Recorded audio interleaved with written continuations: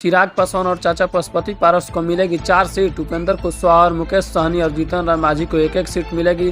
बिहार में 30 सीट पर लड़ेगी बीजेपी। नमस्कार, आप देख रहे हैं टॉप 10 न्यूज। अगर आप मेरे चैनल पर नए हैं और खबर अच्छा लगे तो चैनल को जरूर सब्सक्राइब कीजिएगा। आइए जानते हैं खबरों को विस्तार से। आगामी लोकसभा चुनाव को लेकर के एनडीए में सीट बंटवारे का फार्मूला अभी तय नहीं हुआ है, मगर चर्चा यह चल रही है कि बिहार में बीजेपी 40 से 30 सीटों में खुद को लड़ेगी और बाकी के 10 सीटों में एनडीए के घटक दलों को बांट दी जाएगी। कहा जा रहा है कि लोजपा रामविलास के मुखिया चिराग पासवान और उनके चाचा पशुपति कुमार पारस को, जो कि रालोसपा के प्रमुख हैं, उनको 4 सीट दी जाएगी। वहीं उपेंद्र कुशवाहा को 1 सीट दी जाएगी और हिंदुस्तानी अवाम मोर्चा के मुखिया जीतन राम मांझी के खाते में भी 1 सीट जाएगी, जो कि गया की सीट होगी। वहीं बीजेपी ने मुकेश सहनी के विकासशील इंसान पार्टी के लिए भी अभी दरवाजे खोल रखे हैं। वीआईपी ने अभी गठबंधन के लिए पत्ते नहीं खोले हैं।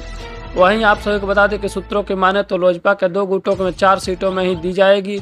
अगर चिराग पासवान और पशुपति कुमार पारस नहीं मानते हैं तो उन्हें 5 सीट भी दी जा सकती है। आगे आप सभी को बता दें कि इसके अलावा उपेंद्र कुशवाहा की पार्टी आरएलजेडी को भी बीजेपी ने अधिकतम 2 लोकसभा सीट देने की मंजूरी दे दी है। इसमें उपेंद्र कुशवाहा के परंपरागत सीट काराकाट भी शामिल होगी।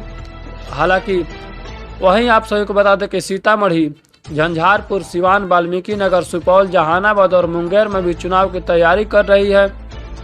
पार्टी के प्रदेश प्रवक्ता रामपुकार सिंह का कहना है कि 2025 में होने वाले लोकसभा चुनाव को लेकर के पार्टी अपनी अपनी तैयारियों में जुट गई है। वहीं हम भी अपनी तैयारी कर रहे हैं। जीतन राम मांझी की पार्टी हम भी लोकसभा सीट को लेकर के संतोष कुमार का कहना है कि बीजेपी मांझी को उनकी परंपरागत सीट गया देने के मूड में है। हालांकि अगर अन्य सीट नहीं मिली तो हम भी अपनी तैयारी कर रही है। जीतन राम मांझी की पार्टी लोकसभा चुनाव 2025 में होने के लिए तैयार हो रही है। वहीं आप सभी को बता दें कि विकासशील इंसान पार्टी वीआईपी का प्रमुख मुकेश सहनी का कहना है कि बीजेपी के लिए मैं भी कार्य कर रहा हूं। अगर बीजेपी मुझे संतोषजनक सीट नहीं देती है तो मैं अकेले ही चुनाव लड़ूंगा।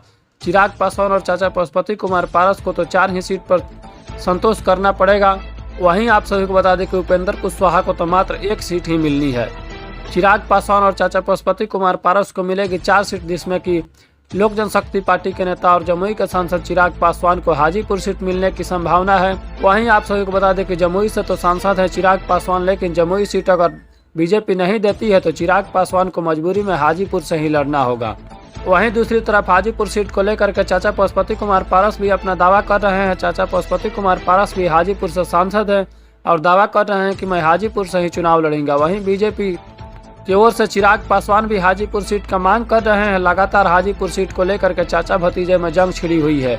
लोक जनशक्ति पार्टी के नेता चिराग पासवान भी लगातार हाजीपुर सीट के लिए बीजेपी से मांग कर रहे हैं। वहीं जमुई सीट को लेकर के सबसे बड़ा सवाल निकलकर सामने आ रहा है कि अगर हाजीपुर से चिराग पासवान लड़ेंगे तो फिर जमुई से कौन लड़ेगा। आज के लिए बस इतना ही। मिलते हैं अगले खबर के साथ, तब तक के लिए धन्यवाद, नमस्कार।